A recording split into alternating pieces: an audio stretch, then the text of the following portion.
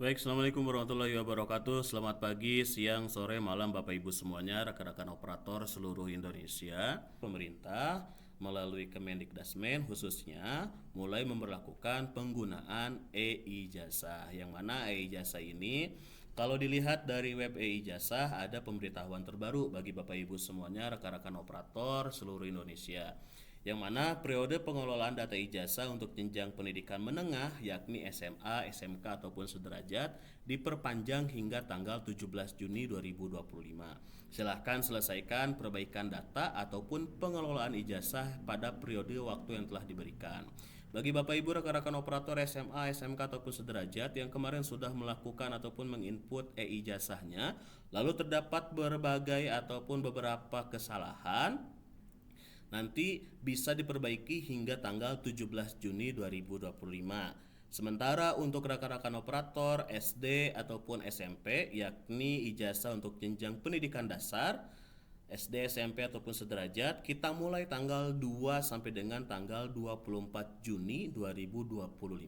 Kalau dilihat dari tanggal sekarang tanggal 28, tanggal 30 Mei 2025.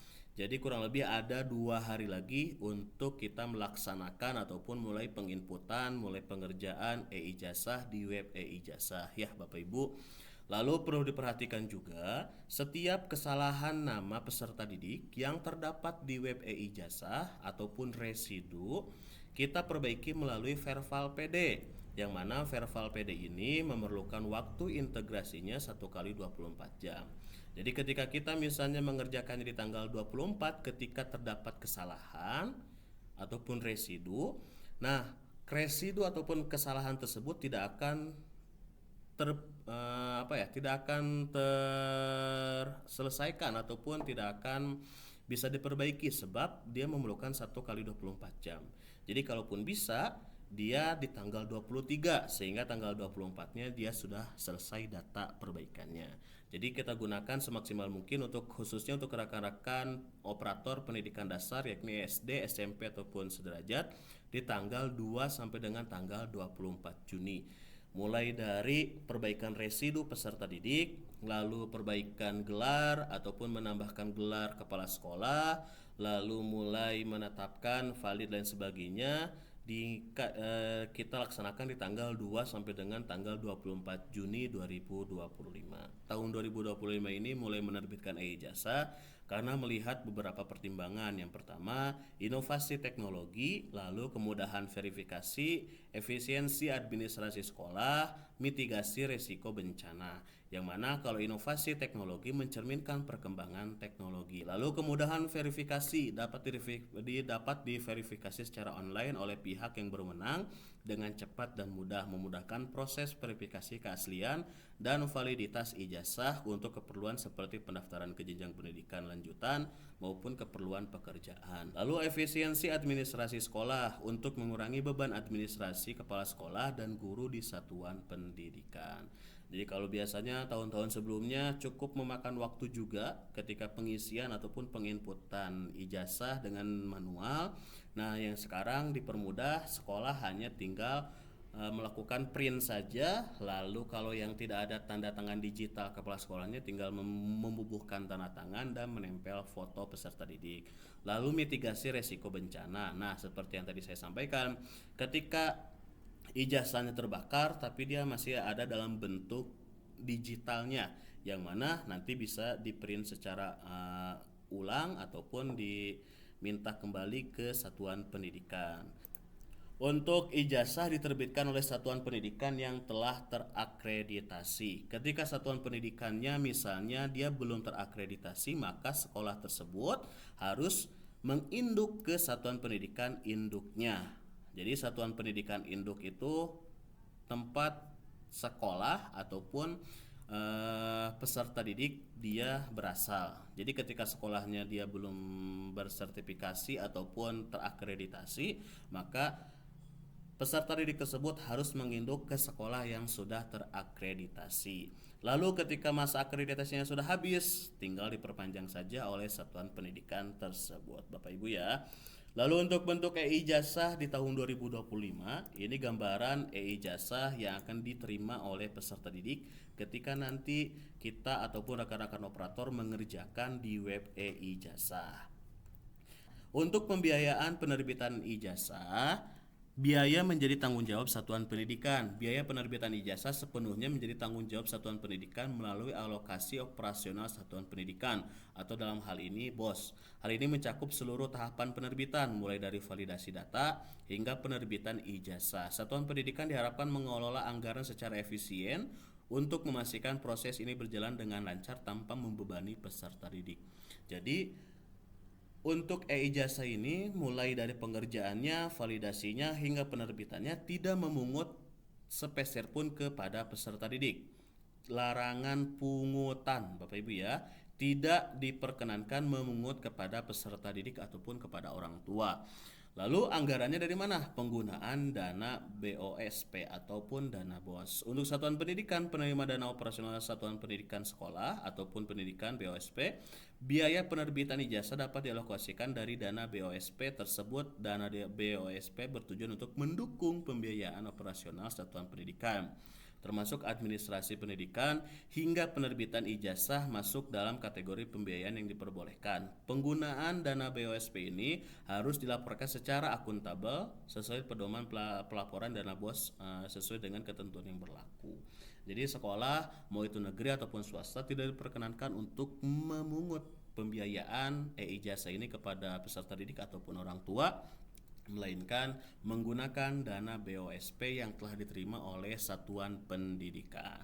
Untuk spesifikasi kertas, seperti yang tadi saya sampaikan, untuk ijazah yakni menggunakan kertas A4 ukurannya 21 cm kali 29,7 cm. Lalu ketebalannya minimal 80 gram per meter persegi atau 80 GSM. Ya Bapak Ibu, warna kertasnya warna putih, formatnya sesuai dengan format standar yang telah ditetapkan oleh kementerian. Lalu transkrip dia boleh menggunakan A4 ataupun boleh menggunakan F4 dengan gramasi minimal sama 80 gram per meter ataupun 80 GSM.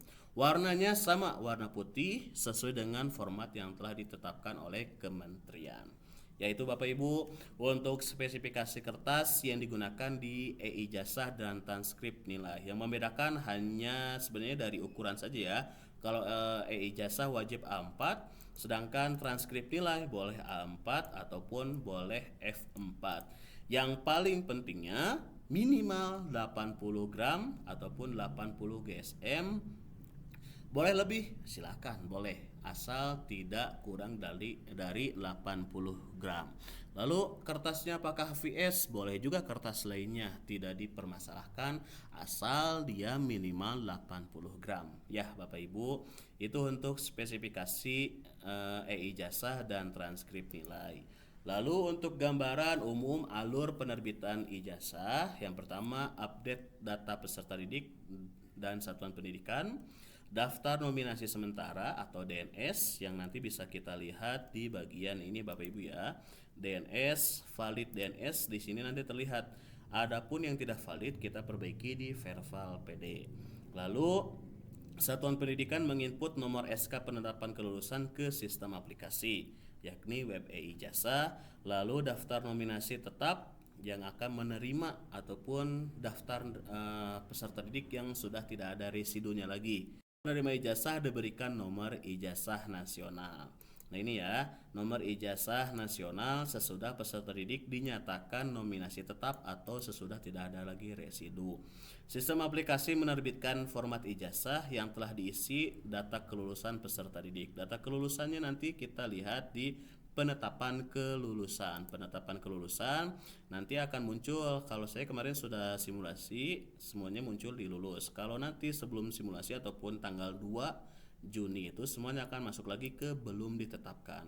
Semuanya nanti kita klik di sininya diluluskan sehingga nanti muncul di lulus. Kalau tidak seperti itu nanti peserta didik tersebut dianggap tidak lulus. Jadi kalaupun ada yang tidak lulus, diklik saja dia tidak lulus ya Bapak Ibu.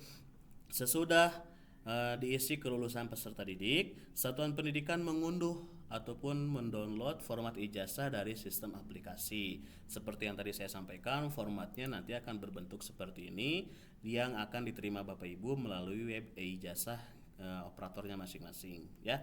Lalu sesudah mengunduh, semua satuan pendidikan baik swasta ataupun negeri melakukan cetak ataupun print format ijazah yang telah diunduh.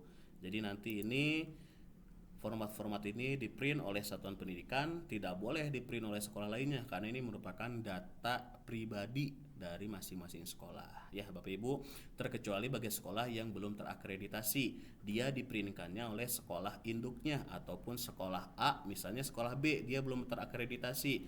Nah, dia di-printkannya oleh sekolah A. Ya, Bapak Ibu. Lalu tahapan selanjutnya, satuan pendidikan tinggal membubuhkan foto pemilik ijazah pada format ijazah. Jadi sesudah di-print, satuan pendidikan tinggal menambahkan foto di bagian ini ataupun di bagian ini sama, tinggal ditambahi foto peserta didik menggunakan latar yang seperti biasa digunakan dalam ijazah, tentunya dengan format ataupun dengan foto berwarna, Bapak Ibu ya, bukan hitam putih. Lalu Kepala Satuan Pendidikan menandatangani ijazah untuk membubuhkan stempel Satuan Pendidikan. Sesudah ditempel fotonya, lalu nanti kepala sekolah di bagian sini memberikan tanda tangan ataupun membubuhkan tanda tangannya dan membubuhkan juga ataupun melakukan cap stempel di ijazah tersebut.